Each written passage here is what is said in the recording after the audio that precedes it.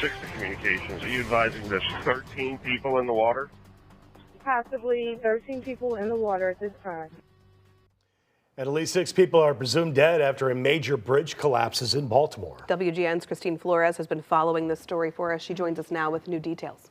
At Jenna and Patrick, those search and rescue crews continue to grow in Baltimore. There are a number of experts on site who are highly qualified in things like bridges, structural engineers, human performance, and nautical operations. Now, officials say the focus right now is on the people and the impacted families.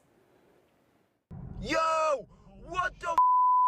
It's the resounding moment of shock as people take in the collapse of the Francis Scott Key Bridge in Baltimore early Tuesday morning. This after a container ship lost power and struck a support, causing the bridge to buckle into the river. My dad uses this bridge a lot, and he was supposed to use it this morning. Yulisbeth Hernandez Gomez is grateful her father overslept and didn't make it to the bridge. Honestly, I wouldn't imagine my dad going on that bridge and hearing that something happened to him. So I thank God for not him waking up early and going on the bridge. The crash happened in the early morning hours. Maryland officials say a Mayday call was issued moments before the crash, enabling them to limit traffic on the span, which stretches just over 1.5 miles. Hold all traffic on the Key Bridge. Last year, it was used by 12 million drivers like John Currents. It was surreal. I mean, I just drove over this bridge a week or so ago, and so it was mind-blowing that it actually came down that fast. 8 people were on the bridge during the crash. 6 are still unaccounted for.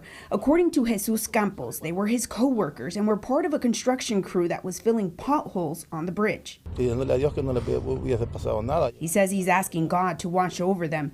Meanwhile, officials with the National Transportation Safety Board say many experts are on scene evaluating the situation from the crash to those impacted. This is a team effort. There are a lot of entities right now in the command post, all focused on search and rescue as they should be. In President Biden's statement today, he said he wants the federal government to cover the entire cost of rebuilding the bridge. And guys, at this time, he did also say that he plans on visiting Baltimore, but details on that trip have not been released at this time. Heartbreaking story. Thank you, Christine.